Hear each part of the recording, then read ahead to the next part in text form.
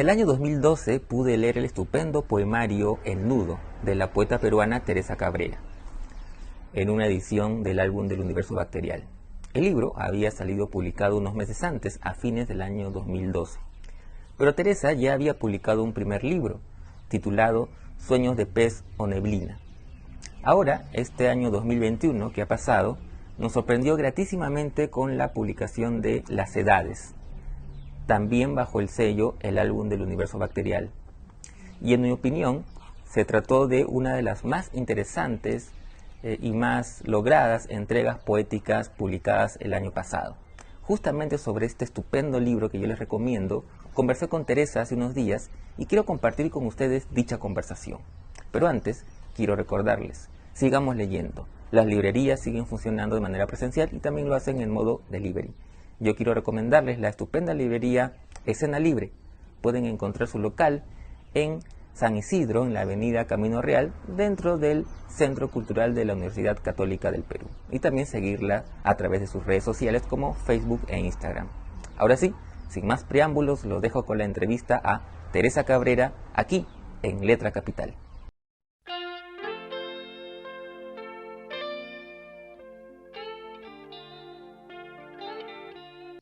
Hola Teresa, ¿cómo estás? Primero que nada, gracias por tu tiempo y por permitirnos esta charla en torno a tu más reciente poemario, Las Edades, que ha sido publicado por el álbum del Universo Bacterial en una muy, muy bonita edición, como ya nos tiene acostumbrados el buen Arturo Higa. ¿Cómo estás, Teresa? Gracias, Carlos, por la invitación a participar en Letra Capital. Bueno, yo quería comenzar por algo que a mí siempre me llama mucho la atención, me da mucha curiosidad, siempre el origen de los libros. Pero yo te he escuchado en otra entrevista hacer una analogía. Bueno, primero que contabas que este proceso ha sido totalmente distinto a tus dos libros anteriores, por un lado, y por otro lado me pareció muy interesante una analogía que hacías con la música, digamos, Mm, de llegar con el editor con demos, ¿no? Como les pasa a los músicos que trabajan los demos y los van trabajando hasta que aparece ya, digamos, de los temas que luego ya se graban en el disco. Cuéntame un poquito ese proceso, que es diferente a tus dos libros anteriores. claro, cuando usé esta analogía sobre llegar al estudio con los demos y terminar el disco en el estudio, lo que quería era valorar el proceso de editar, de comprender cómo estaban funcionando los textos y a la vez eh, estar dispuesta a lo que se pudiera sumar a los textos en ese proceso de edición donde participó el editor de Álbum del Universo Bacterial, Arturo Giga, se me salió la hincha por el otro Giga, Augusto Giga, en el que participó Arturo, y también quería reflejar o recuperar algunas de las particularidades, digamos, o dónde estaban estos puntos en los que estaba más abierto el proceso, ¿no? Desde titular los textos, que son títulos largos, que casi todos salen del mismo cuerpo de los textos. Esto no era así cuando llegamos al proceso de edición, y de pronto justo de allí viene la analogía con el proceso del disco, ¿no?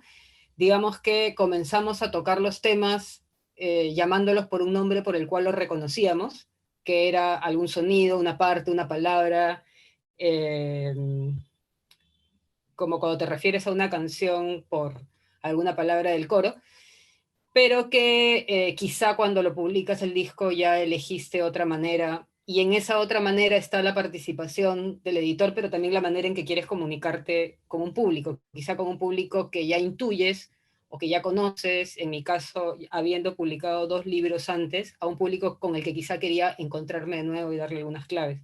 Entonces creo que la comparación, el símil con el proceso del disco, tiene que ver con recuperar esos puntos donde había más apertura para trabajar esa comunicación, ¿no? Tanto con el editor como con quienes intuyo pueden ser mis lectoras, mis lectores. Uh -huh. Ahora, el libro que he disfrutado, como he disfrutado de tu libro anterior, no he leído el primero, debo confesar, tengo que buscar, no lo encuentro todavía, pero digamos, hay muchos aristas por las que quisiera preguntarte. Eh, Entiendo con la lectura que hay eh, recurrencias que de unas le dan una organicidad al libro, ¿no? Como una especie de atmósfera que me parece por momentos. Y está el tema de la conversión, por ejemplo, ¿no? Que si Ujú. no me equivoco claro, empieza el libro con un poema, o empiezan los primeros versos justamente hablando de la conversión. Y claro, está también a lo largo del libro el tema de los minerales, de los metales, y hay uno, o yo por lo menos desde mi lectura, puedo entender esa conversión, pero también otras que quizás sean ya lecturas muy etéreas mías, pero que tienen que ver, pienso yo, también con lo onírico, con el cuerpo mismo, y cómo van habiendo esos procesos de conversión. Ujú. ¿Cómo surge este tema en el libro? Claro, uno puede escuchar conversión y puede estar pensando en una transformación de tono ideológico o espiritual, ¿no? La conversión, no sé, en términos místicos, ideológicos, religiosos, etcétera, ¿no? En un plano de las ideas. Pero en realidad esta conversión está más bien referida a la, la conversión en términos de valor, ¿no?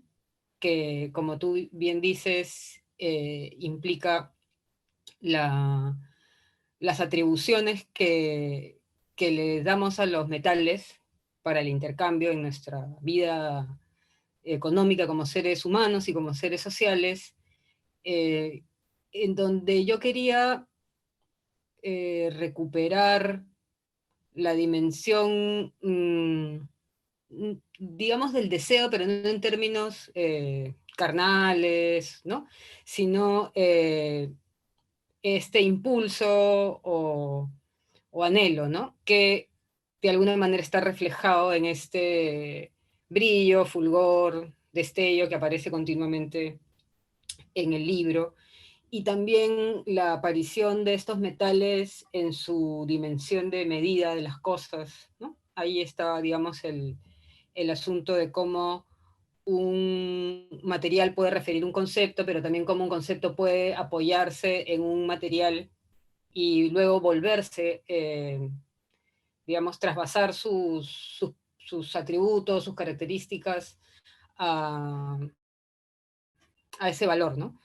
Creo que traté de referirme a esto y hacerlo muy directo desde el primer texto, que para mí es un texto que de alguna manera organiza el discurso en el libro. Ahora, cuando tú dices que quizá hay algunas lecturas etéreas, en realidad, claro, yo escribo el libro y espero que se complete lo que pueda haber ahí se complete en realidad en el encuentro con el lector, ¿no? Entonces, también tú puedes decir etérea, ¿no? Pero a mí me interesa también saber cuáles son esas lecturas, porque para mí también el libro termina de escribirse en ese proceso, ¿no? En el proceso para mí, ¿no? En el proceso con los lectores, las lectoras. Ujú. Ahora que hablabas justamente de la valoración de los metales, justamente mientras leía pensaba en el brillo, ¿no? Digamos, en toda esta mecánica económica, digamos, ¿no? De los metales, que tiende hacia digamos, lo más preciado que sería el oro dentro de los metales, y justamente el brillo que aparece también en varios poemas, y también recorre de alguna manera el libro, ¿no? Y el oro, evidentemente. Aunque ya lo mencionaste un poco, pero no sé si podrías un poco profundizar en esa parte. Claro, a mí lo que me interesa del brillo es que de alguna manera lo asociamos con aquello que obviamente te deslumbra, ¿no? En primer lugar, pero también es engañoso, ¿no? ¿Qué es lo que brilla? engañoso, eventualmente es misterioso.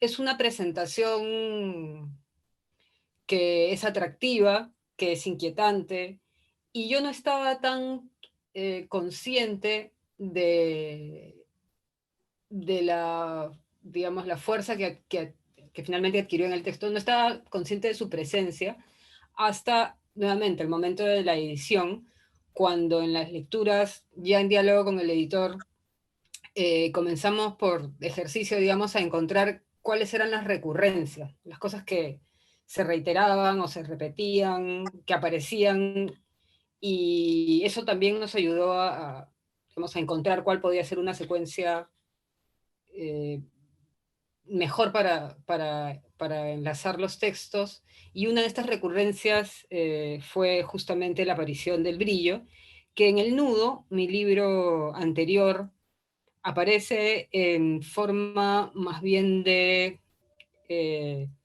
más asociadas a la luz, directamente a la luz, ¿no? O a la energía, rayos que de alguna manera, digamos,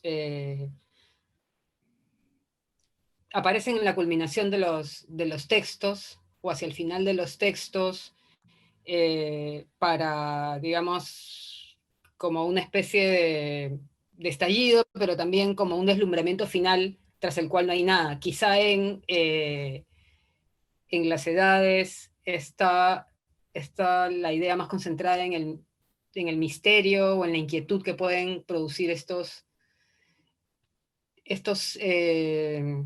destellos, brillos, relumbrones, ¿no? Que constantemente están en el libro. Y creo que también me permití hablar o establecer, digamos, dos dimensiones muy marcadas, ¿no? Que son lo profundo, de donde se extraen, digamos, los minerales, y donde la aparición de ese brillo, justamente, digamos, es el momento del descubrimiento, de la beta, de la fiebre, digamos, por la ganancia, la codicia, y todas estas sensaciones que pueden despertar en un ser, digamos, económico.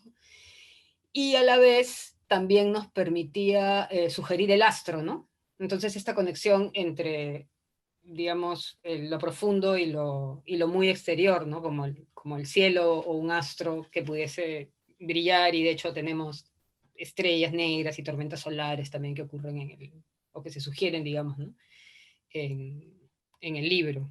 Creo que eso es lo que estaba pensando cuando lo escribí, y ahora que lo converso contigo, pues sí encuentro una suerte de vínculo entre estos rayos e iluminaciones que aparecen un poco en El Nudo y ahora aparecen en esta forma de brillos que inquietan o que anuncian algo, ¿no?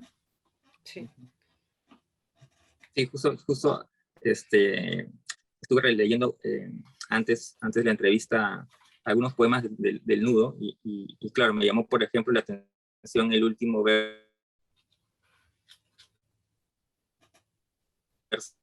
con el que cierra justamente el poema El Nudo Dorado que me ciega, que me trajo eh, rápidamente a colación a las edades por el tema justamente del brillo y el destello y lo dorado, ¿no? Claro. Otro elemento que aparece son las máquinas, que también, digamos, también tiene una presencia en el libro anterior. Y quería preguntarle sobre eso, porque cuando leí el libro me daba la sensación de que las máquinas, además, digamos, de ser estas máquinas que pueden extraer los minerales, o las máquinas en el sentido de, no sé, de los hospitales, por ejemplo, después te querría preguntar también sobre eso, también sentía la máquina como algo opresivo, como algo que yo lo relacionaba de repente con el sistema. Eh, no sé si me puedes comentar un poco sobre eso. Sí, creo que, claro, en nuestra cultura la máquina ya es omnipresente. De hecho nos lleva cuando la abordamos, digamos, por esta sensación de opresión que nos subyuga, ¿no? Que nos genera, pues claro, la llevamos al plano sistémico, ¿no? Pero llevarla al plano sistémico me parece que podría estar desmaterializándola, ¿no? Y en realidad yo he tratado de plantear una máquina más bien material, no hacerla, digamos, metáfora del sistema, aunque entiendo, justamente por lo que dices, que es una lectura posible, pero he tratado de encontrarme con una máquina material, una máquina que a veces es mecánica, que a veces es digital, lumínica, y que estoy tratando de referir a a sus procesos, y quizás si tiene algo de sistémica es, digamos que ha desalojado al operador, nosotros como operadores de la máquina, ¿no? Pero estaba pensando más bien en una máquina material, si pudiésemos atribuirle una actitud quizá un poco en algunos momentos indiferente y en algunos otros momentos violenta con los cuerpos con los que se relaciona, a los que solo pide más, ¿no? Pide más letras o pide más materia o pide más hilo, siempre está pidiendo algo para continuar, digamos, su trajín. Y quizá en este sentido pueda entenderse que hay esta opresión más sistémica, pero insisto, no he tratado de comunicar una máquina más bien en sus repeticiones y en su materialidad, y también creo que lo he comentado antes, en, en su voracidad, digamos, ¿no? Por la producción, que era lo que yo que es lo que yo trato de escenificar en los textos en los que se presenta de manera más clara la máquina. Ujú. Ahora, también en el libro hay poemas que hacen alusión a los hospitales, a la enfermedad, a los tratamientos. Eh, y me pareció interesante porque eh, también se podría leer como, de alguna manera, pienso yo, por lo menos desde mi lectura, como una crítica al sistema de salud, digamos, ¿no? Se habla, si no me equivoco, de colas y otras vicisitudes que se pasan en el sistema de salud. Eh, Mm. ¿Iba por ahí Claro, quizá, mira, no es algo consciente, eh, me corrijo, no es algo que como proyecto anteceda a la escritura de los textos, ¿no? No tenía en la cabeza, eh, digamos, elaborar un discurso que produjera un texto crítico en relación al sistema de salud. No, no lo tenía. Sería pues mentirme a mí misma decir que lo había pensado al plantear el libro. Lo que sí ocurre, Carlos, en el libro anterior, en El Nudo, retrocede un poco más incluso, ¿no? Creo que puedes encontrar pistas de la enfermedad o de esta postergación de la atención de la enfermedad o del malestar o del síntoma, lo puedes rastrear en Sueño de pez o Neblina, donde lo que tenemos más bien es el síntoma respiratorio, digamos, ¿no? A partir justamente de la neblina como condición del entorno o de la atmósfera que plantea el libro, que está, digamos, muy anclado en Lima como costa y en Lima como digamos, esta situación de neblina, ¿no? En el nudo está, claro, más referida a la enfermedad, esta presencia, además, está más referida a la enfermedad como una carga en el cuerpo humano y eventualmente una carga que nos hace agresivos, ¿no?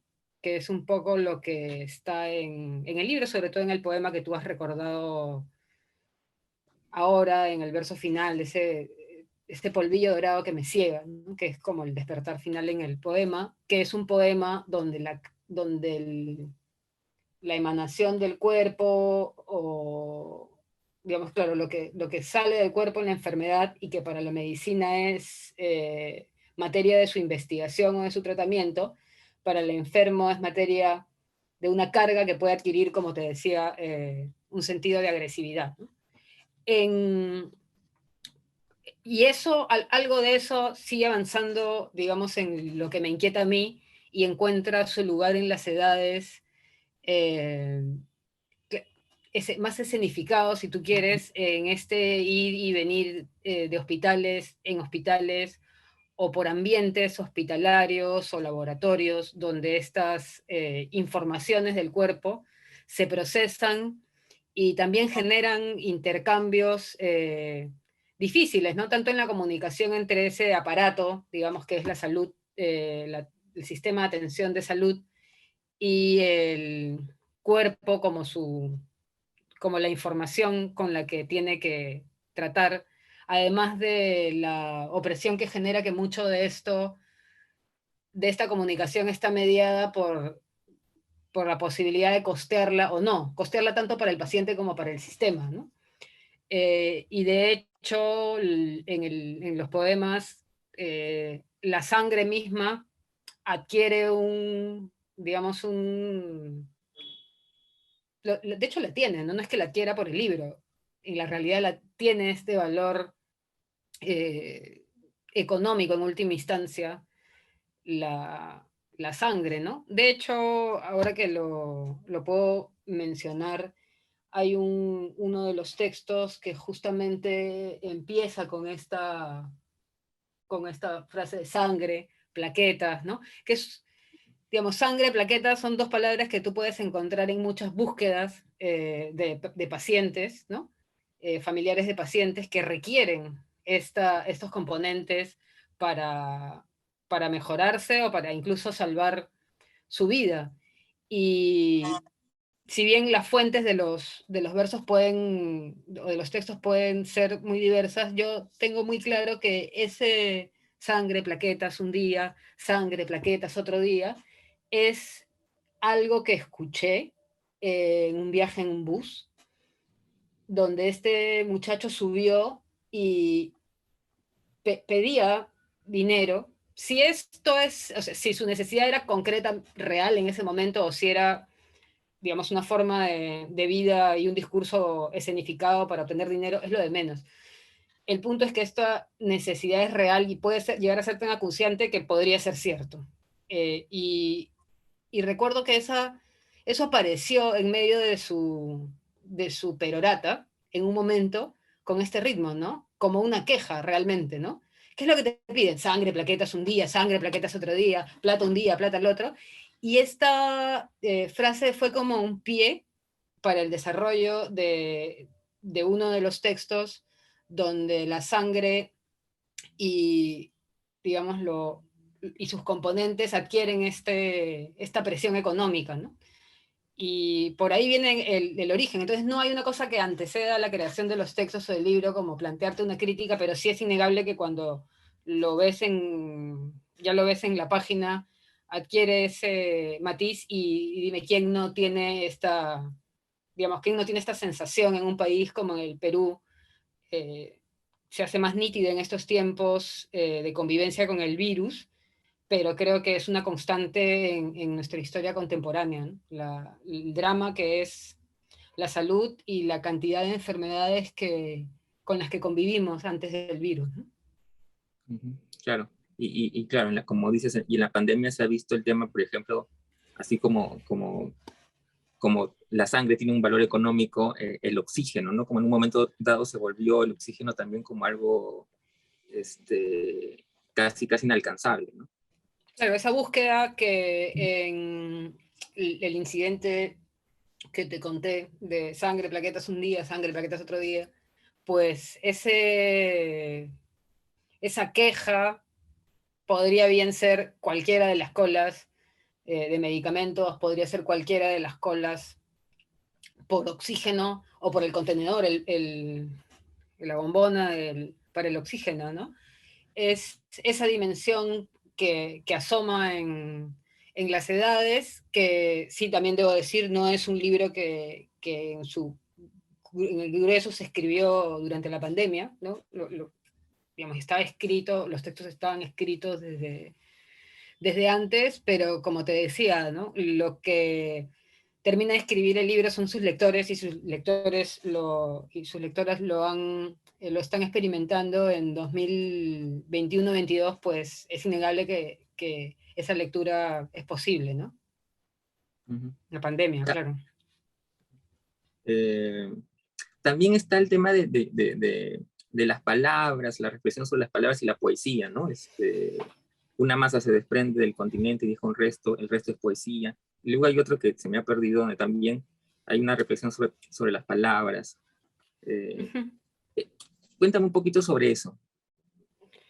Sí, yo antes que este conjunto de textos llegase a esta forma de las edades, yo lo que había tratado de organizar en lo que llevaba escrito a ese punto estaba más cerca a discutir, digamos, con